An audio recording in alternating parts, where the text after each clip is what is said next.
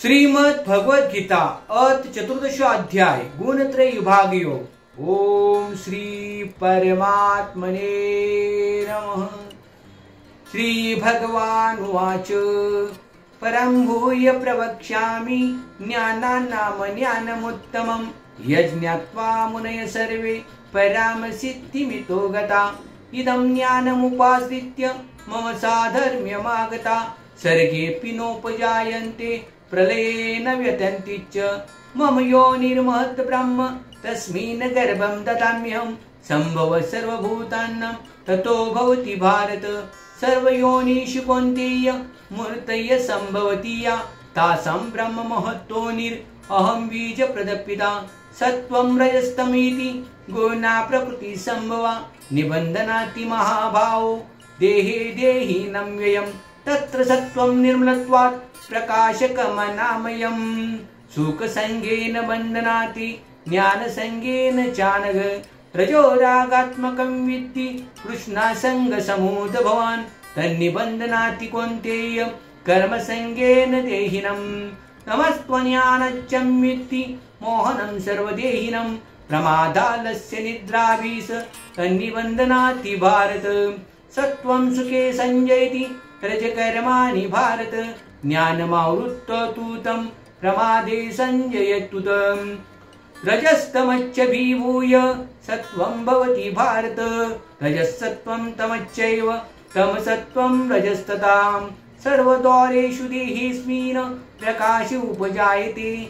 ज्ञानं यदा तदा विद्यात् विवृद्धं सत्त्वमित्युत।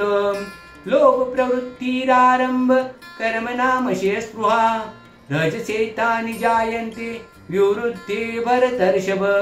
अप्रकाशो प्रवृत्तिश्च प्रमादो मोहैव च।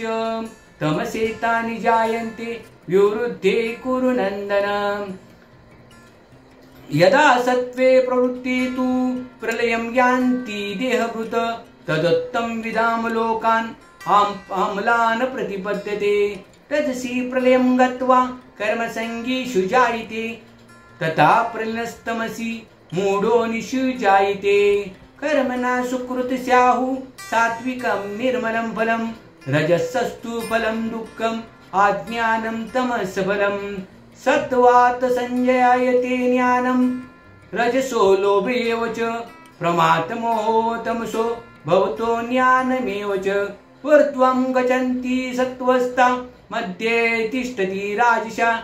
जगन्यगुणवृत्तिस्था आदौ गच्छति तामसां। नान्यं गुणेभ्यः कर्तारं यदा द्रष्टानुपश्यति। गुणेभ्यश्च परं व्यक्ति मद्भावं सोऽधिगच्छति। गुणानेतानतीत्यत्रीन् देहे देहसमुद् भवान्। जन्म मृत्यु जरा दुःखैर्विमुक्तो मृतमश्नुते। अर्जुन उवाच कैर्लीन गुणश्रीन् गुणान् नेतान् अतीतो भवति प्रभो। किमाचार कथं चैतान् श्रीगुणानतिवर्तते। श्रीभगवान् उवाच प्रकाशं प्रवृत्तिं च मोहमेव च पाण्डव। न द्वेष्टि सम्प्रवृत्तानि न निवृत्तानि काञ्चति। उदासीन वदासीनो गुणर्यो न विचालते। गुणावर्तेन्ते इत्येव योऽवतिष्ठति नेङ्गते। समदुःखसुखस्थल समदुःखसुखस्वस्थ समलोष्टात्मकाञ्चन। तुल्यप्रिया प्रियो धीरस तुल्यनिन्दास्तसंस्तुति। मानापमानयोस्तुल्य तुल्यमित्रारिपुक्ष्यो। सर्वारम्भ परित्यागी गुणातीत स उच्यते। मां च यो व्यभिचारेण भक्तियोगेन सेवते।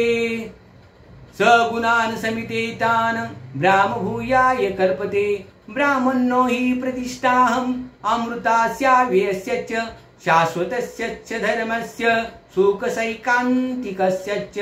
ॐ तत्सदिति श्रीमद्भगवद्गीतासु उपनिषत्सु ब्रह्मविद्यायां योगशास्त्रे श्रीकृष्णार्जुन संवादे 14 अध्याय गुणत्रय विभाग योग।